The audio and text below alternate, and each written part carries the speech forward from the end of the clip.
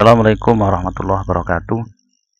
Bismillah, alhamdulillah, wassalatu wassalamu ala rasulillah, la hawla wa la quwata illa billah, amma ba'du. Teman-teman mahasiswa yang saya banggakan, pada pertemuan pertama kemarin kita sudah membahas sedikit tentang definisi hadis tarbawi dan manfaat yang akan kita peroleh ketika membahas kajian dari hadis tarbawi ini, sekaligus kontrak kuliah selama 1 semester ke depan. Mata kuliah hadis tarbawi merupakan mata kuliah yang diambil oleh seluruh mahasiswa tarbiyah di semua prodi, karena tujuan dan manfaat dari belajar hadis tarbawi ini adalah poin-poinnya. Yang pertama, bisa memberikan arah pemahaman keislaman dan konsep kependidikan yang sesuai dengan makna yang dikandung hadis yang kita baca ya. Dan hadis itu disinyalir mengandung nilai-nilai pendidikan yang bisa diaplikasikan dalam proses kegiatan pendidikan, baik dari sisi metodologi, dari sisi materi, dari sisi evaluasi dan lain sebagainya. Kemudian yang kedua, mempermudah memahami teks hadis yang sulit dipahami, karena hadis itu ada yang mengandung makna metafor atau majas, ada yang mengandung makna kinayah atau makna kiasan, makna sindiran ya, dan makna-makna lain yang bisa jadi sulit dipahami oleh orang kebanyakan. Sehingga hadis tarbawi di sini memberikan sebuah penjelasan makna yang urgent dan makna yang dikandung oleh hadis tersebut. Yang ketiga adalah membantu pemahaman hadis tarbawi baik secara tekstual maupun secara kontekstual. Nah, yang perlu digarisbawahi di sini adalah dalam sebuah hadis itu ada yang kita sebut sebagai matan hadis. Matan hadis atau teks yang ada di dalam hadis itu kan bisa jadi maknanya sangat luas, bisa makna konteks saat itu dan kontekstual di era sekarang, sehingga makna-makna yang ada di dalam matan hadis itu bisa kita tarik menjadi makna kontekstual yang sesuai dengan perkembangan zaman peserta didik ketika kita mengajarkan sebuah ilmu pengetahuan atau informasi. Yang keempat, mengajak membaca untuk mengembangkan permasalahan pendidikan yang dikandung di dalam hadis. Jadi dari sebuah hadis yang ada, para pakar pendidikan, para dosen, mahasiswa, calon-calon pendidik untuk bisa mengembangkan permasalahan yang bisa jadi yang tidak termaktub atau tidak tertulis dalam teks-teks hadis. Kemudian dari hadis-hadis itu bisa kita kembangkan sesuai dengan perkembangan zaman, yang penting tidak melanggar dari teks dasar, tidak bertentangan dengan teks Al-Quran maupun hadis sebagai sumber dari pendidikan Islam. Nah, pada pertemuan kedua ini kita akan membahas konten atau materi pembelajaran dalam perspektif hadis tarbawi. Materi atau konten ini maksudnya adalah kalau kita aplikasikan dalam sebuah sistem pendidikan, maka dia masuk dalam kategori kurikulum. Artinya seperangkat kompetensi yang harus kita transfer ya kepada peserta didik untuk dia kuasai dan menjadi output dari pendidikan. Nah, materi-materi maupun konten yang ada di dalam pendidikan itu dalam hadis tarbawi dibahas oleh para ulama ahli pendidikan. Setidaknya ada beberapa hal ya yang wajib. Pertama adalah pembelajaran yang berkaitan dengan akidah atau tauhid, atau bahasa gampangnya adalah keimanan. Dan yang kedua adalah pembelajaran mengenai Al-Quran. Yang ketiga, pembelajaran mengenai ibadah dan zikir. Yang keempat, pembelajaran fikih. Dan yang kelima adalah pembelajaran skill atau keterampilan yang harus dimiliki oleh peserta didik. Nah, konten-konten pembelajaran perspektif hadis tarbawi, yang pertama kita lihat ya, ada materi akidah atau keimanan.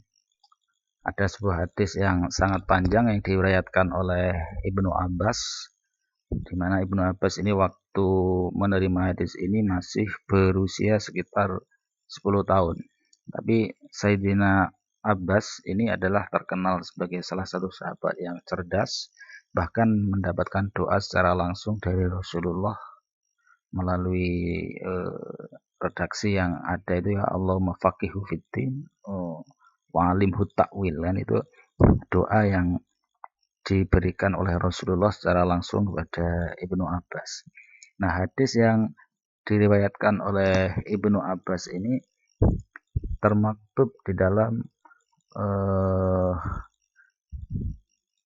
Sunan At-Tirmidzi, ya. Sunan At-Tirmidzi menyebutkan an Ibnu Abbas radhiyallahu anhu qala kuntu khalfan nabi sallallahu alaihi wasallam yauman faqala ya ghulami inni u'allimuka kalimatin ihfadillaha yahfadka ihfadillaha tajidhu tujahaka idza sa'alta fas'alillah wa idza sta'anta fasta'in billah wa'lam annal ummata law ijtama'a ala ayyan fawqa bi syai'in lam yanfa'uka illa bi syai'in qad kataballahu lak wa in ijtama'u ala ayyadurruka bi syai'in lam yadurruka illa bi syai'in qad katabahu Allahu alaik rufi'al aqlam wa jaffatis suhuf rawahu at-Tirmidzi. Nah, ini adalah sebuah hadis yang sangat panjang, yang terjemahnya bisa kalian lihat di buku, ya, atau di internet bisa kalian cari, ya, sebuah hadis yang panjang ini. Kalau kita bacakan terjemahnya nanti terlalu panjang waktunya. Yang bisa kita lihat dari hadis ini, ya, kita simpulkan adalah nilai-nilai tarbiyah yang ada dan yang bisa kita petik dari hadis. Yang pertama adalah materi akidah dan tauhid itu merupakan materi pokok yang harus diajarkan sejak kecil. Artinya, seorang guru, seorang pengelola pendidikan itu harus memasukkan tema akidah, tema tauhid dalam sebuah proses dalam kurikulumnya. Makanya kalau di MI, MTS atau SMA itu diwujudkan dalam bentuk mata pelajaran akidah akhlak.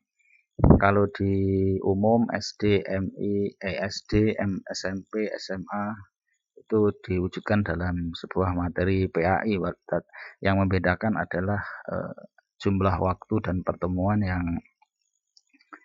yang berbeda, ya, ada yang sedikit dan ada yang banyak, karena titik fokus dari sebuah lembaga pendidikan, sebuah satuan pendidikan itu berbeda antara satu sekolah dengan yang lain. Dimana kalau madrasah mungkin kekuatannya adalah pada penguatan keilmuan keagamaan, sedangkan kalau sekolah-sekolah umum dikuatkan kepada materi-materi umum, sehingga alokasi waktu yang diberikan oleh pengelola lembaga tersebut itu menjadi berbeda. Nah, materi ini harus diberikan dalam perspektif hadis tarbawi. Akidah diajarkan sejak kecil, ditanamkan nilai-nilainya, ya, bahkan di dalam salah satu Al-Quran itu disebutkan dalam surat Luqman dikatakan ya bunayya la tusyrik billah inna syirka la dzulmun adzim. Itu menunjukkan bahwasanya akidah, yaitu kepercayaan kepada Allah Subhanahu wa taala, harus ditanamkan sejak kecil. Jangan sampai anak itu menyekutukan Allah dengan sesuatu yang lain. Yang kedua adalah perlunya sebuah interaksi dan komunikasi yang hangat antara guru dan murid. Kesiapan dalam proses KBM untuk tercapainya tujuan pembelajaran dengan mudah. Nah, proses interaksi dan komunikasi yang hangat antara guru dan murid ini diperlukan supaya murid itu ada perhatian. Kalau di dalam hadis tadi kan disebutkan ada redaksi ya gulami ini u'allimuka kalimatin kan itu. Ya gulami, nah seorang guru memberikan panggilan kepada muridnya dengan panggilan kasih sayang sehingga murid merasa tersanjung, kemudian muncul rasa saling percaya sehingga keduanya itu siap untuk diberikan pembelajaran. Akhirnya tujuan dari proses pembelajaran itu akan tercapai dengan baik. Murid dalam kondisi siap, guru dalam kondisi siap, semuanya siap sehingga itu ada saling interaksi dan komunikasi, tidak ditinggal ribut, gurunya juga menyampaikan dengan ikhlas sehingga tercapai tujuan dari pembelajaran yang diinginkan. Yang ketiga, makna atau pelajaran yang bisa kita ambil dari hadis tersebut adalah meyakini bahwa Allah itu Maha Pemelihara, Maha Pelindung terhadap orang yang memelihara perintah dan menjauhi larangannya. Yang keempat, percaya kepada qada dan qadar Allah pada setiap kejadian yang ada dan menimpa setiap manusia. Dan yang kelima, kewajiban manusia berusaha lahir dan batin untuk menentukan nasib dan menyerahkan diri kepada ketentuan Tuhan atau qada qadar setelah maksimal berusaha.